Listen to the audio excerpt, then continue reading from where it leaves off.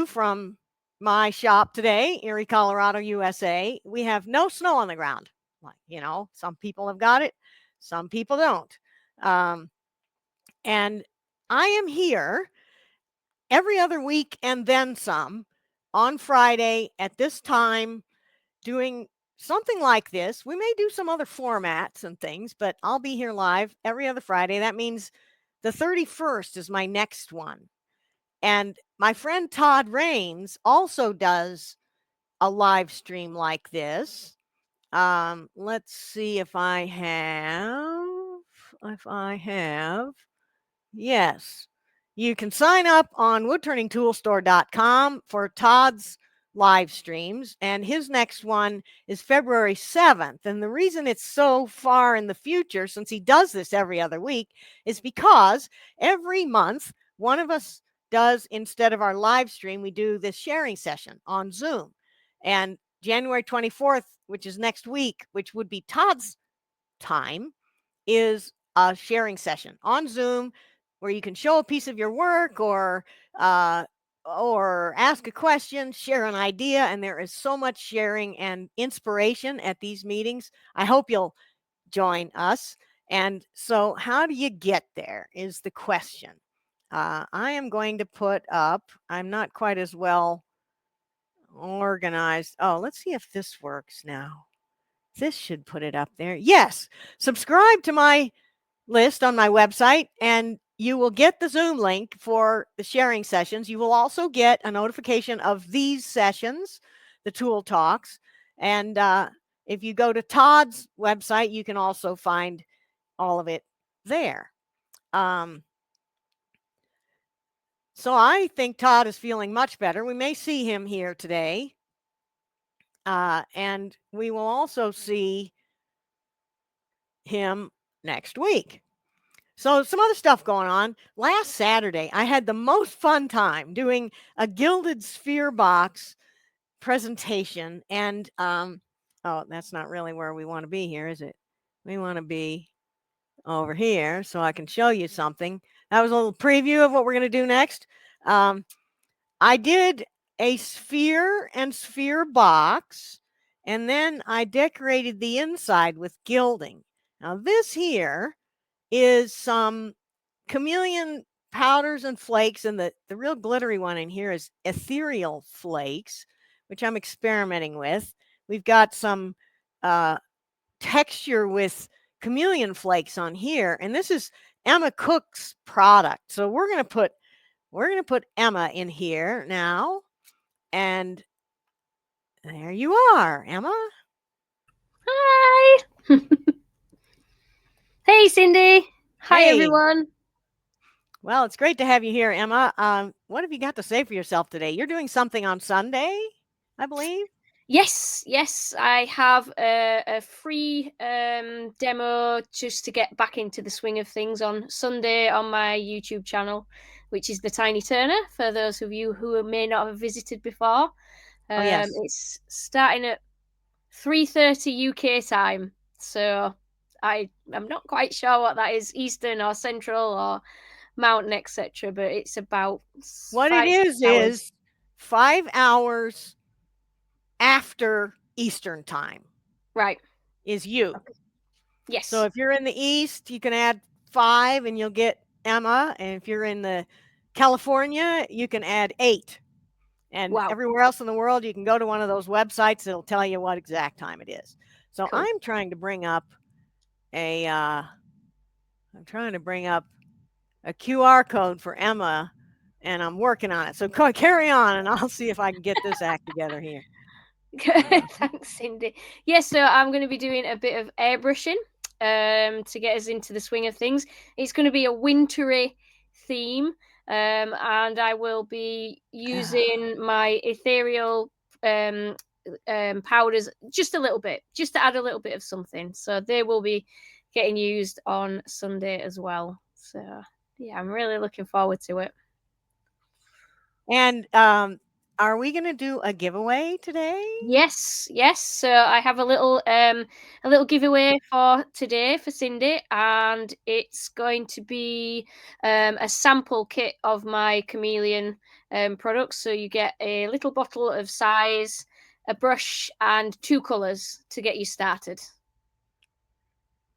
Okay, well that's cool. That's really cool. We're going to do that at the end. So if Emma's still here, maybe she'll say hello again, but stick around because giveaways are at the end. And let's put me back here. And I told you I had tech problems. Well, this isn't the perfect way to display this QR code, but there's a QR code that will take you to Emma's. I believe this is your YouTube, Emma. But at any rate, you can get her there. And please do put in the comments from the studio. If you type in your website and your YouTube and various things, they'll show up on every platform that is watching today. So good stuff. And Emma is out. Okay, good. There she is. She will do it. And there's her QR code. Yeah, me and my tech. I try to do so much stuff, and then I always end up with adventures, right? And that's what's so fun about all this stuff. Now, is that an overlay? What happens if I go back here? Do I have to turn it off again?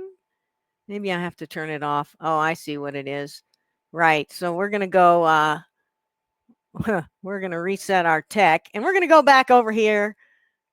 Tech, reset. There we are. And so Emma's going to put her links in the chat. Now, if you have a question about something, you can ask in the chat, but here's one that's for Paul. Okay, well, I was going to say, I don't think I can answer that. So, Paul Howard, yes, answer that question, please, because that's all about you there with flutes and jigs. And Paul is a really cool guy who does some awesome, unbelievable work. All right. So now where was I? I was going to show you, in the interest of talking about the Gilded Sphere box, here is one of the things I did. I don't want that. One of the things I did in the Gilded Sphere box presentation was I put magnets in, and also some gold leaf. This one is not gilded yet. It's waiting. I've got 3 magnets around, and then there are magnets on the other side as well. So here's what it's like. This box, if I just don't have the magnets engaged, it'll fall apart. But we go click, and now we have magnets, and it won't fall apart. If I twist it, now the magnets are not near each other. And if I get to where, see, the magnets have opposite polarity. Now they're like repelling each other in this orientation. And then here they're really repelling each other. You can't keep the box closed. So the only way it will stay together, and this is supposed to be grain match, although I don't think these 2 pieces of wood came from the same place. It stays together. That is the coolest thing. That thanks go to Glenn Lucas for the idea for the magnetic thing to keep the box closed. It was his idea, and he did a little video. Glenn, by the way, Glenn Lucas in Ireland is a really good, excellent performer, demonstrator, teacher, turner. So check him out. There was that video. I think it was free. I don't know. Maybe I paid for it. So the Gilded Sphere box, you can still, if you go to my website, and we'll find a, let's see, we'll find a QR code for that someplace also. Here. No. Where is it? Here. That's me. You can still sign up for this and get the video whenever it's done, which will be very soon. Now, next up, this is those chameleon flakes that I used on this one here. Really cool stuff. And that's what Emma is offering. All right. So Steve says that this is, I'm sure he's talking about Glenn's video, is free on YouTube. So cool. Yeah, watch it. Glenn is great. He does a little bit different kind of a box, sphere box than I did, which just goes to illustrate how many different ways there are and people there are of doing different things. So my next full length presentation will be on my signature finial box. And that is going to be February 8th, which is a Saturday, 1 p.m. Eastern, 6 p.m. in the UK. 6 p.m.?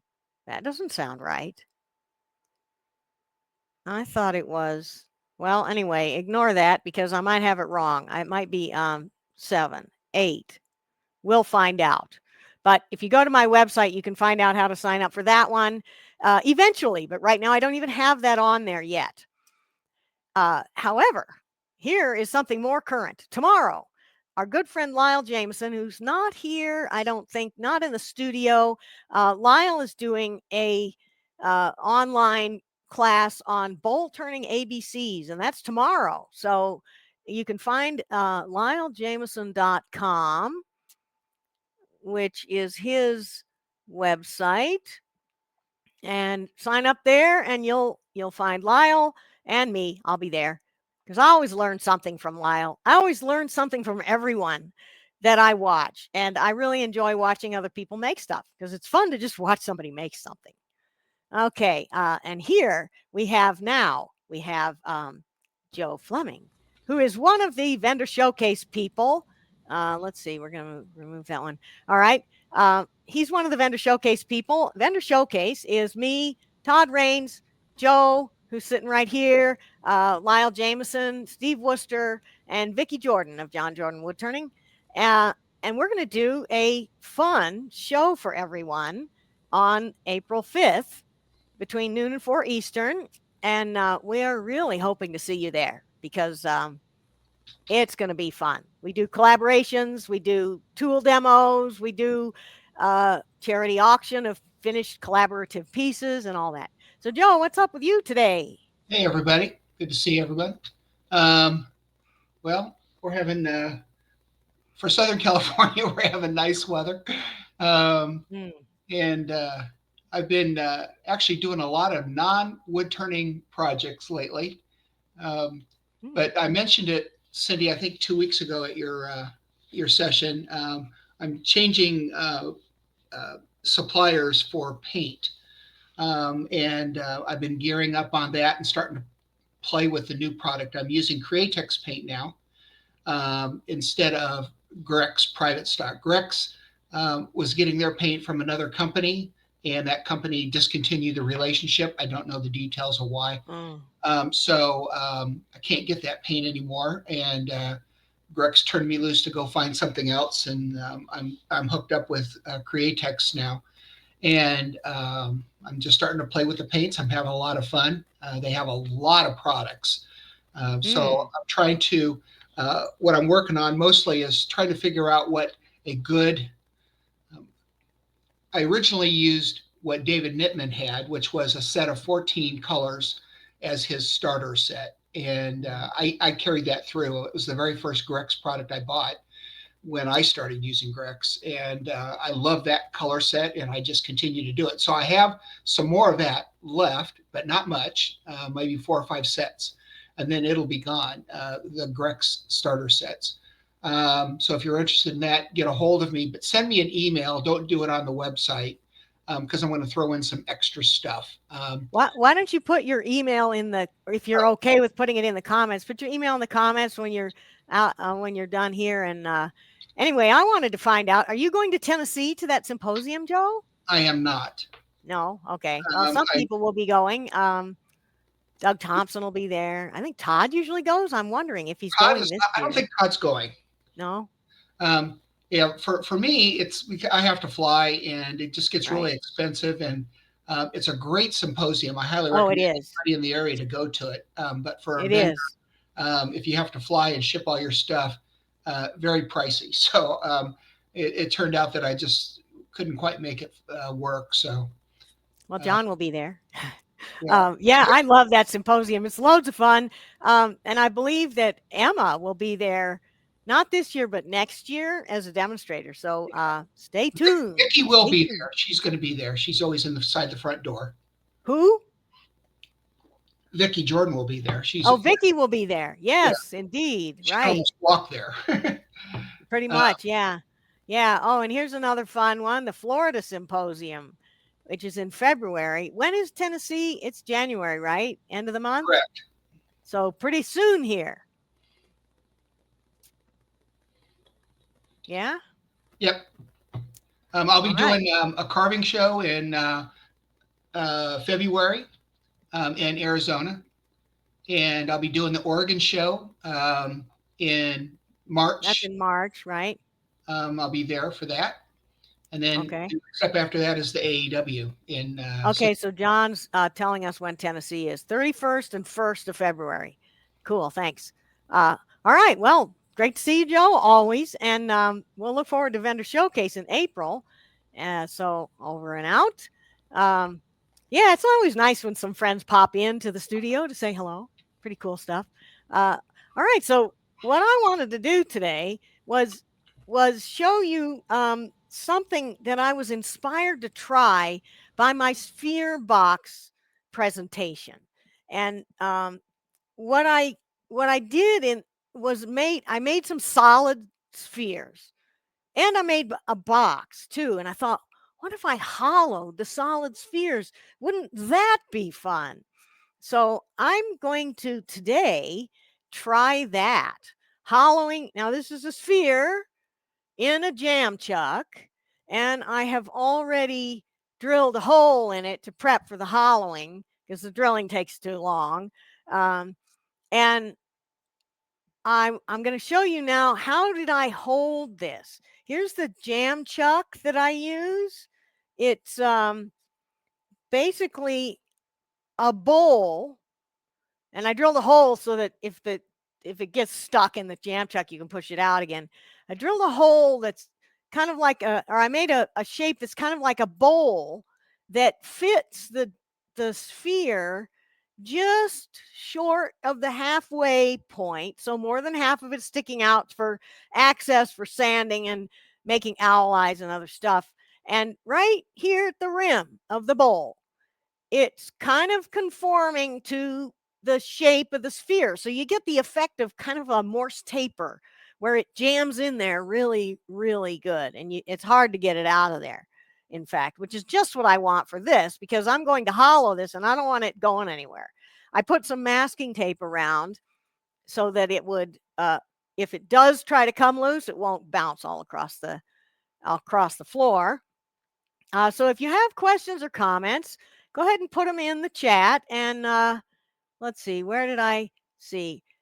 We aren't sure if Emma will be at SWAT. That wasn't what I said. I said she'll be at Tennessee next year, I believe. Do you want to say something about that, Emma? Yeah, I'm this year I'm going to be at the AAW in June, and yes, I am at Tennessee next January, not this January. Right. So in a year. And Yes. I should have said Emma is going to be at AAW this year, because that's really the current news, not the one that's a year from now. So yeah. AAW in June and Tennessee next year. So yeah, cool. But I'll be at SWAT. And so will most of my friends, because SWAT's the place to be. Yeah. So, okay. So what I was going to do was hollow out the sphere. And I've got this idea. At the last vendor showcase, I made this cauldron with 3 legs on it out of a pumpkin box that Todd turned. So it was a collaboration. And then I made a witch's hat for the lid, and that was totally fun. So I'm thinking, wouldn't it be cool if I had a sphere and I hollowed it out through this hole here, and then put 3 legs on it. So we're going to make a sphere cauldron. It'll be fun. It'll be fun. So here's a question from Joe. Does anyone know the size of the spring pin on the Vicmark chuck that's used to retain the pinion gears? Oh man. Good luck. But if anyone knows that, message Joe. His email is in the comments. So I am going to hollow this sphere. And I'm also wanting to mention that if you know me, you know that I really don't do specials and discounts much, only at Vendor Showcase usually. But for January, inspired by Mike Hunter, semi-sponsored by Mike Hunter, who makes the Signet hollowing tool, which is this here that I'm going to be hollowing with. If you order this tool from my website, you get a free spare cutter, and that's good until the end of January, the 31st. So if you just go to, no, that wasn't it. Here. No, that wasn't it either. Here. Yay, finally I got my tech together. It's right on my homepage, the link to do it. Oh, lots of good comments here. So Craft Supplies says they have all the parts for Vicmark chucks. Well, that's cool. Joe can get set up that way. And the walnut log will be in Florida. Very good. And he does sell, this is Jeff Hornung. He's the walnut log online, and he sells Emma's chameleon flakes and ethereal flakes and powders and things in the USA. Emma is in the UK. All right. So yeah, I am going to hollow with this Signet tool. And let's get over here now for this. I wanted to show how it goes. It's got a flat rectangular tang, and she's got a screw loose or not tight enough, not loose enough. So this goes into a handle with a 1/2-inch hole, or you can make your own custom kind of a handle. I like a 12-inch handle for this tool. A really short handle on a hollowing tool can easily you can easily become overpowered by the forces of hollowing, even something little. So this tool is a swan neck shaped hollowing tool. And just like the larger hollowing tools, the way it works, or the reason it works well, is that the cutter is right in line with the tool rest support when I support the tool rest back behind the bend. So if I try to support this on the tool rest right up here, let's get situated better. Up close to the end, when the wood pushes down on it, it tries to roll it over. And this is why hollowing used to be kind of a white knuckle job, because if you don't have this bend where you can pull the tool rest back and support the tool on the part that is in line with the cutter, it tends to be real torquey and grabby. But this style, a lot of us hollow with bigger tools like this, works really great. So I am going to do the hollowing with this tool and kind of describe to you how I use it. My favorite thing to make with this tool here is a Banksia pod ornament. This is a little tiny hollow form, and I like hollowing Banksia pods because you don't need calipers and you don't need to stop and eject the chips. It's pretty good stuff. So today I'm not doing a Banksia pod. This is a sphere made out of madrone, and I'm going to be showing you, hey, I've never done this before, hollowing a sphere held in a jam chuck. So we're hoping it works, but I did kind of start it going, so I'm pretty confident, and I've got a really good jam chuck here. So to use this tool, I'm going to raise the handle. That's a bit of an exaggeration, but it's okay. And roll it over. This makes the tool much less aggressive for hollowing. And then if I want more aggression, I can roll it back up. I won't probably raise it up. I won't probably lower the handle though, because a trailing position for the cut with a tool like this is a really good idea. And you can see how this cutter is tilted down at the end to also make it less grabby. So let's get to do some hollowing. I'm going to start with my tool rest back far enough that I can support. Okay, then.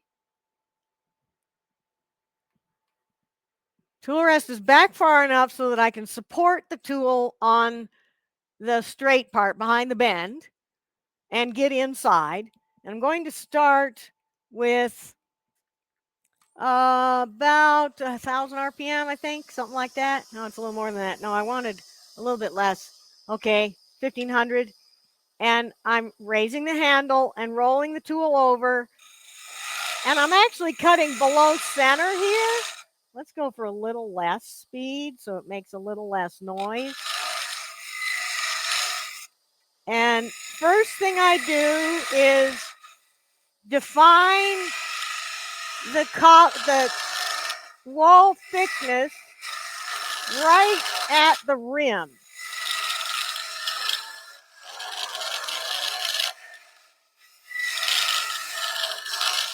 I drilled a hole to the depth I want. I'm hoping you can hear me okay over this noise. Somebody let me know if this is all right, or if I need to just stop talking when I'm hollowing. No, it's fine. It's all good. So I've got a bunch of hollowing done and chips are building up. So I'm not going to even turn the lathe off. I'll take this tool here, which is David Nittman invented this. It's called the spoon, and it just deflects the chips out so that I don't have to stop the lathe and I don't have to blow a bunch of dust into the air. So we'll carry on here. And we won't do that. What did I do there? I got caught in the opening. Let me turn the lathe off. I got caught in the opening with the bend and the cutter in this opening. So very bad idea to touch the opening with the bend. I needed to, if I was going to make that cut, and we'll just clean up the opening right now. What I needed to do was have the tool turned so that the bend did not touch the opening. I'm going to be able to check my wall thickness here. Well, actually, let's get some chips out of there first. Until it gets down into the jam chuck. Once it gets down into the jam chuck, I won't be able to check the wall thickness. As you can see here, I'm able to get like right here. And can we? Let's see. We'll go over here. We'll go over here and measure the wall thickness, and that way, oh, you can't really see it. That's why I don't like this style of. Get rid of me here. I don't like this style of caliper for working on camera. So that's pretty good. That's like less than 1/8 of an inch, just what I wanted. We'll go down a little ways. That's very good. But I do love these calipers. This is Laurent Niclot's box caliper, and they're wonderful with all these different shapes. You can get to a lot of places. Another thing I like for measuring wall thicknesses is this little direct read, which is nice because direct read allows me to show you without going crazy with where's the camera. The problem is you see, to get a good wall thickness measurement, the caliper leg has got to be 90 degrees to the surface it's measuring. If you try to measure with it not 90 degrees to the wall, you're measuring a cross section at an angle of the wall, which is not going to give you a very accurate wall thickness measurement. It's going to read high. Okay, so request here for the spoon. I'm going to carry on with measuring wall thicknesses here in a minute. The spoon is this one is the mini spoon. I made this one. It's a 1/4 inch rod, brass, and I just pounded it with a ball peen hammer flat on an anvil. And it's got a little bit of a curve here to kind of help deflect. And what it does is it doesn't scoop exactly. It just causes like an eddy in a stream. It causes the chips to deflect out. I also have a larger one that I made out of 3/8, and I think David made that one. And I use that for bigger hollow forms. This is for little stuff.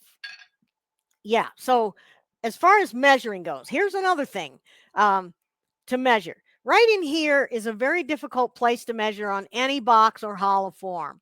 That Laurent Niclot caliper does a great job.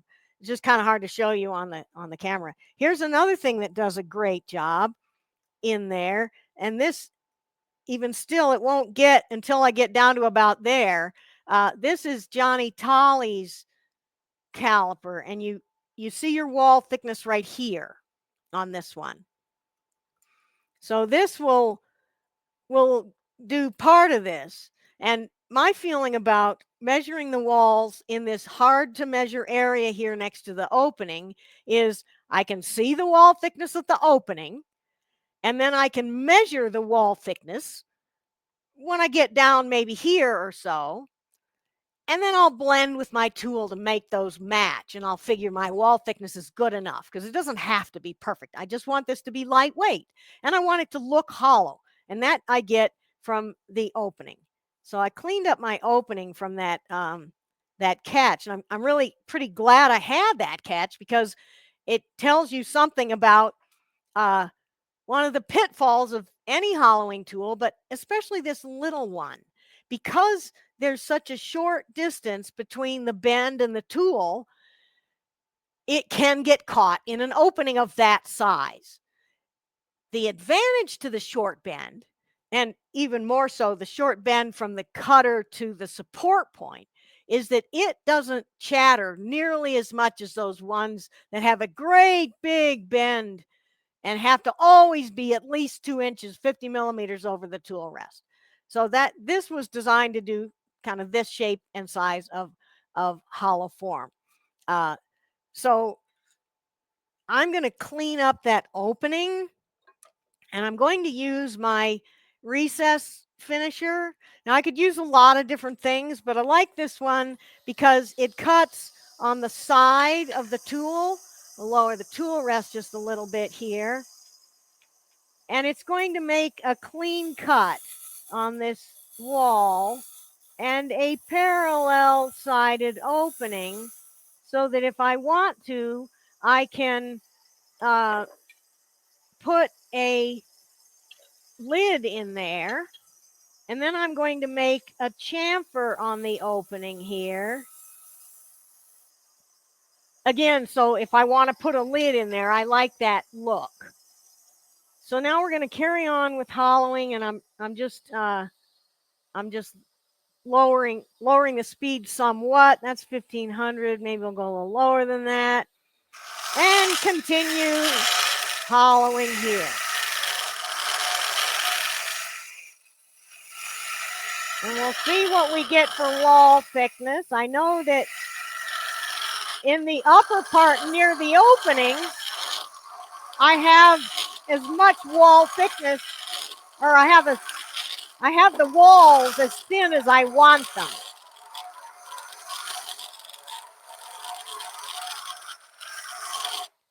Need to remove some chips here. Now, when I take the tool out, of course, the safest thing is to turn the lathe off. But when I'm doing that, I am in a kind of vulnerable position, because I took my hand off the tool and it's just held on the end of the tool, and I'm taking my eyes off and looking down to find the switch. Or, well, okay, maybe I have a switch where I don't have to look away. But to me, that's a little bit of a vulnerability.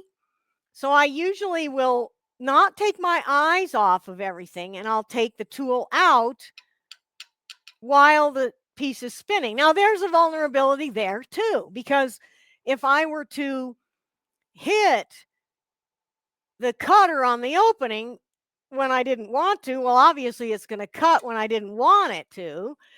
And if I were to pull it out too straight, I risk jamming. Well, now I won't, because I made my opening big enough that it can't get stuck in there. But I risk jamming the piece in the opening like I did a while back. So here's what I do. I touch the tool to the far side of the opening. This is not the cutting part of the tool. And I gently run it along there, because I know that if I'm touching the far side of the opening, I won't be touching the cutter to the cutting side of the opening. So let's get these chips out of here. We'll get the spoon out, and it just deflects the chips out like diverting a river. Very good, very good. So here's a question. Have I tried rounding the bend of the shaft to reduce the square edge? I haven't tried that, and I'm not sure if it would be an advantage. Possibly. I'm going to remove this annoying banner here, but I just want to mention that I am doing a rare tool special on this Signet tool with a spare cutter, free spare cutter. And you can find that on my website. Now I will desist with the annoying banner. So the question was, do I round over at the bend? And I haven't, but what I do think would be good would be to round over this corner, because whenever I use this tool, I have it rolled over, so this corner here is what's resting on the tool rest. So I might round over this one. Why would I not round over the whole thing? Well, a square cross section is going to be a little stiffer because there's more material in the cross section than a round one. And I want all the stiffness I can get, as long as it doesn't keep me from making the size of opening that I want in my hollow form. So that's the amount of rounding over that I would. I'm just lazy. I haven't done it, but maybe I should. And maybe I should ask Mike to do it on them. So yeah. I was in the process of hollowing this, and I got to the point where, number one, there were chips in there. And number two, I got to thinking that I want to know what my wall thickness is. So here's another direct read caliper that I quite like. Let's see which ones work where. Now this one is really only going to get in the bottom where I can't measure on this setup anyway. So that one's not going to help me much. This one here, Johnny Tolly, will get down as far as I can go, and then it hits on the opening. I have a bigger one of these too. You can see we've got a lot of wall thickness left. If you wanted to know what that really is in inches, maybe this little guy will get in there. Yeah, okay, so this will get in and measure, and it looks like we've got about a half an inch, or 13 millimeters. Is that right? No, 3/8 of an inch, 10 millimeters of wall thickness here in the large diameter part of the sphere. So I can measure up to halfway. I drilled a hole as deep as I want to go. No one's going to get to look inside this anyway to see how good of a job I did. So what I'm going to do is measure and measure and measure as far as I can go with measuring, and it's like 1/8 of an inch here, and gets a little thicker. And then once I have this upper part all measured, I will just feel the shape with the tool, eyeball, except my eyeballs aren't there. So what do we call that? With my brain, I will guesstimate the shape of the bottom curve that's hidden in the jam chuck. Now I could take this out of the jam chuck if I wanted to and put it back in again, but then the opening probably would not register. It would be very, very difficult to get the opening to register true again. Okay, well, I'm done at the opening. I don't need it to register true again. So I might could do that, but I'm not going to today. All right, so Joseph's question was referred to, the back side of the bend where I got the catch. I'm not sure that would have helped because I got the catch because I jammed the tool in the opening. And yeah, I might have had a little more forgiveness there if I had it rounded because it would have accommodated a slightly larger opening. And I won't get it jammed in now because the opening is big enough for that bend to go through it.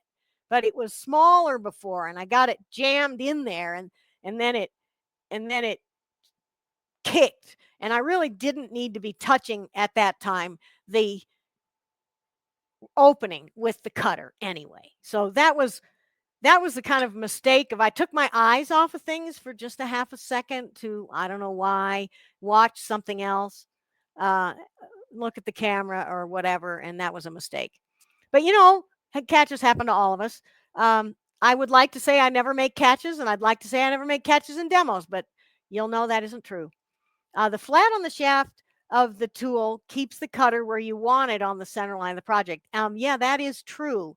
That's one of the things a flat can do for you, especially if you have a flat tool rest, which will allow you to set your center height on the flat and then keep it right there. So that is a good advantage. And a flat tool rest also gives really good support to a tool like this. I'm going to have to try that sometime. All right. Okay. Okay. Well, I don't see any other questions in there. If someone's got a question, please do ask away. And I am measuring this, and I can see that to about here, I've got what I want. So let's do a little bit more. And then I'm going to just stop hollowing and take it that you all know what continuing to hollow is going to look like.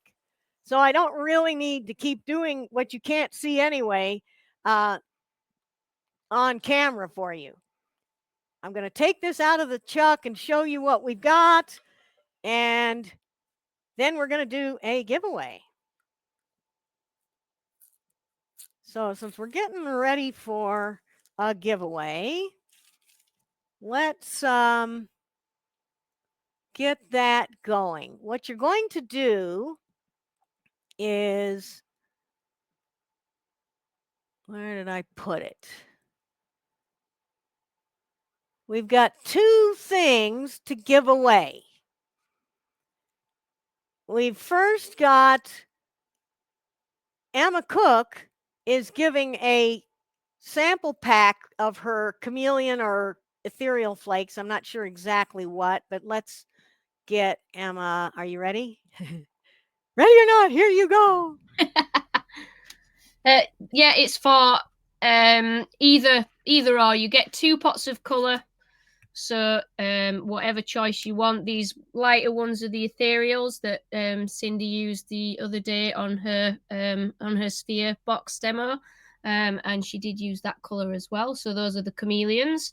And you get a little bottle of size to get you started and a brush for picking up and applying the flakes or the powders, whichever you want. It is your call as to what colours you want and from what range. And there is a video. I know I'm shameless. I saw your video. I copied what you did because it looked so cool. And I did it in miniature, but it pretty much did the same exact thing that Emma did on her bowl on my box. Copy me too. Anybody. Why do you think we show you this stuff? Right? Yeah. So yeah, it's like a gilding technique. Yeah. So yeah, and actually I could show you again that box. Here's the box with this is chameleon flakes on here. And Yeah. What I was really impressed with is when you put these on a flat surface, it looks cool. But when you put it on a textured surface, you totally see the color shift all the time. And it looks way better in person than it does on the video. But see all that sparkly color change? That's why it's called chameleon. So this is so cool. And the ethereal flakes are here. I didn't really do this as well as I could. They look better over black, but I was just trying it. This is an experimentation here. But those kind of the things that are catching the light in there are the ethereals. And they would have more color to them if I put them over black because they reflect back. So yeah, next try, I'm going to put them on over black. All right, so we have now got, I'm going to see what happens here. We've got 76 entries, and let's, I'm going to go here, and we'll put this in, and that tells you how many people, hashtag Emma. Now, how did everybody do with those hashtags and stuff? It's got to look just like this. No spaces or anything, but if you capitalize it, that's no problem. Or if you don't, here's a good example. Capitalize it. Sure, it's not case sensitive, but what you do need to do is not put like 3 M's in there, or okay, this doesn't work. But I'm assuming that Tony probably put something else in for the raffle. So that doesn't work, but it does work. Emma does totally rule. Tiny Turner, she's called, and that's because she is actually the first Turner I've ever met that's smaller than me. You're going to get to see both of us together at AAW, and I'm gloating a little bit. You're going to see me looking like a tall person. Wow. I'm always the brunt of the short person jokes, so it's about time, right? Yeah. Yeah. All right. So get your hashtag Emma in here, and you'll win something. We're gonna have to stop this and just do the draw eventually. So I see that there's still entries coming in. So shall we give it a get your act together, everyone? Count of 3, and I'm gonna draw. 3, 2, 2.5. 3, 2, 1. Okay, we're drawing a gilding with chameleon or ethereal flakes kit from Emma Cook, the Tiny Turner. And our winner is Michael Warren. Congratulations, Michael. You're going to get these in the mail from, I don't know if they're shipping from UK or USA, but Emma is really good at that stuff. So very, very cool. Thank you so much, Emma. Let's get back here. There we are. No, I wanted this one. I like this one better.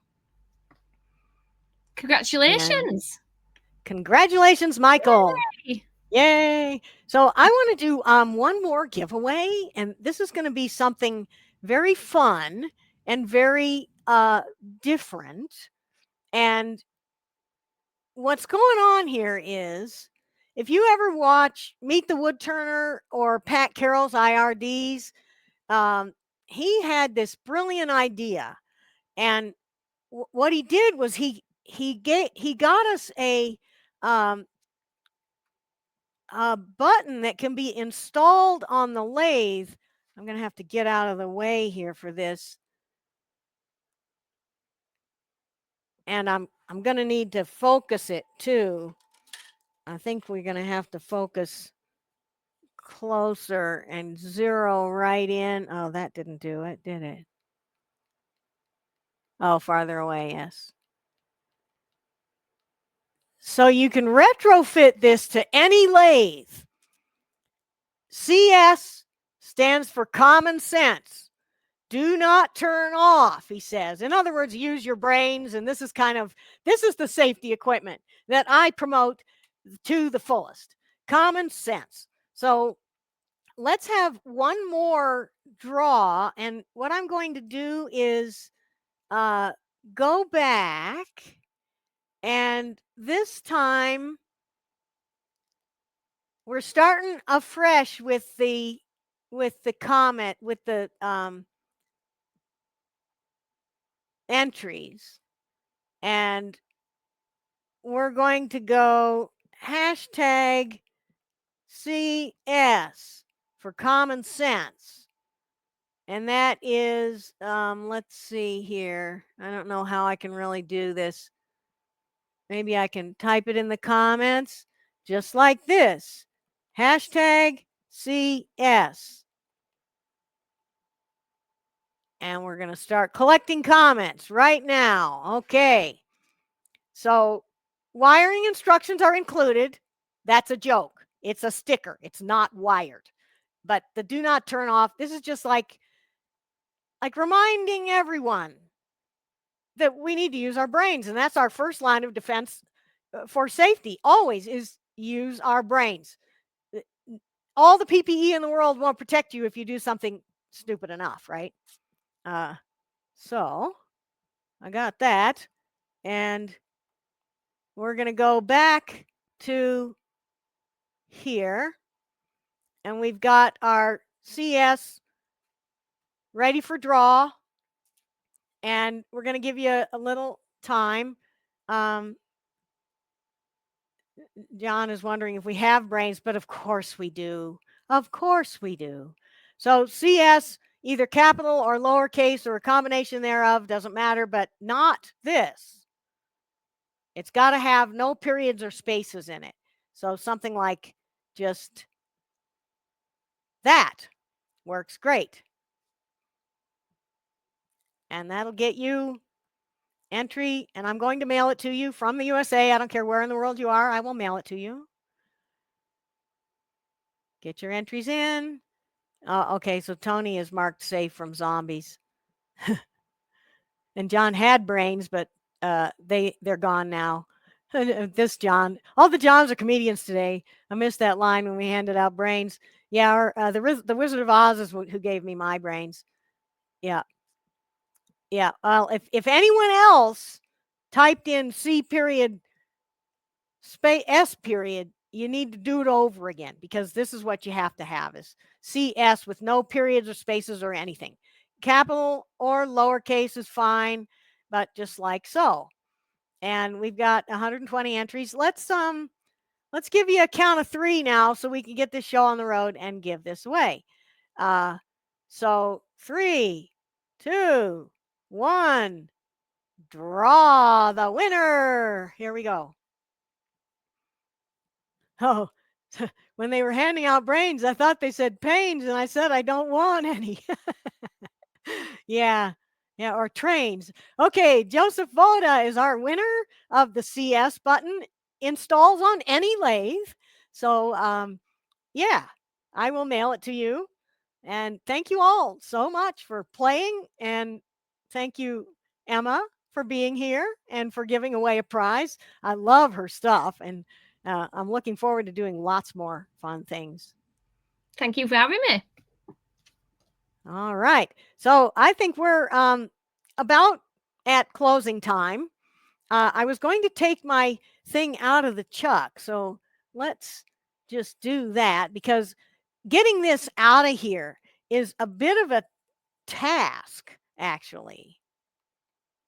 And if I got this sphere in the jam chuck tightly enough to hold it and give me confidence, it's going to be a you-know-what to get out of there. So I'm going to do my first line of defense is a rubber glove. And maybe this will do it, because this is grippy enough that I can push it out. Oh, I got it out of there. Okay, great. So there we are, little hollow sphere. And you can kind of see in there, that, let's get closer, that there's a, oh, try that, drop it in the hole. You can see the drill imprint on the bottom.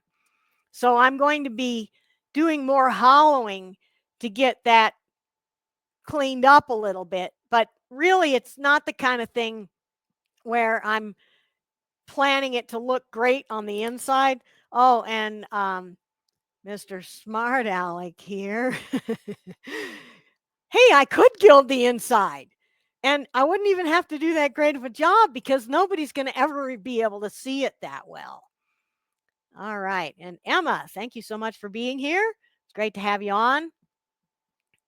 Well, Peter, guess what?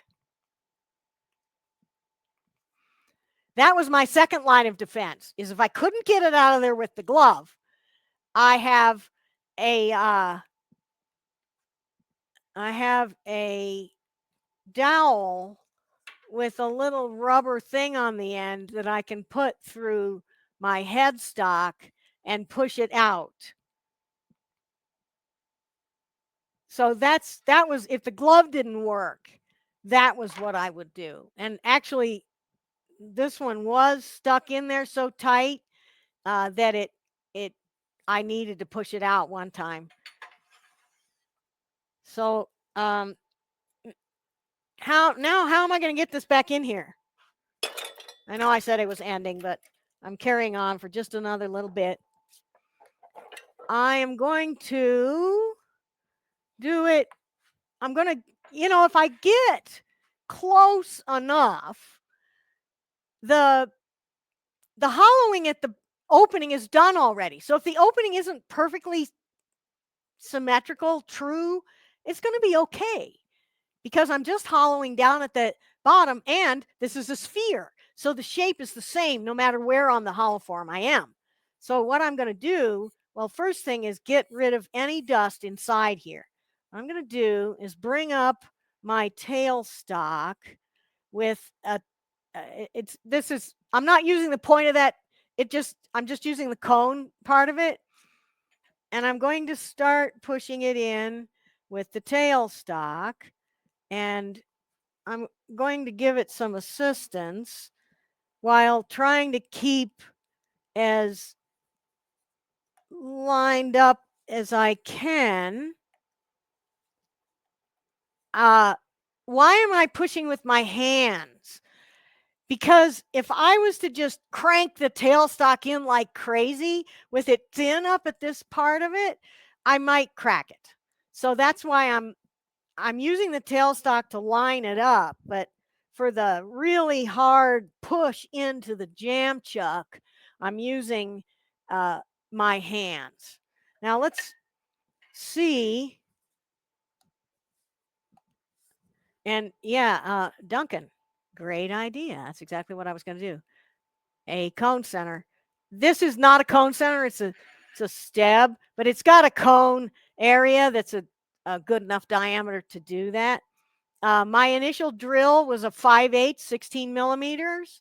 Oh, and I could do flocking on the inside. Now, I actually think that chameleon flakes would look great on the inside, and that would be easier to get a good result than real gold. And what was the diameter? Did somebody ask what the diameter was? Oh, no, this was Emma. We wanted to find out what the height of Emma actually is. 4 foot 10 inches or 4 foot 10 and a half. So, yeah, look at Emma on YouTube. She looks as tall as everyone. And so do I, right? You'd never know that I'm about 5'1" now, or 5 foot. I've lost a little bit. We all are giants in our own studios. There we are. For the folks that missed the brains line, you might want to point out that one can't drill completely through the sphere if there is a need to use the push rod. Well, I wasn't going to. You're right, Joseph. I couldn't drill completely through the sphere if I was going to use that push rod, but I'm not, because I want to make a hollow form, not a drilled through. But that is a good point. However, what would be my third line of defense? That would be to part in, and what you have here is the sphere is round, right? So if I part in further down, I won't touch the sphere because it only contacts the jam chuck right in this upper area here.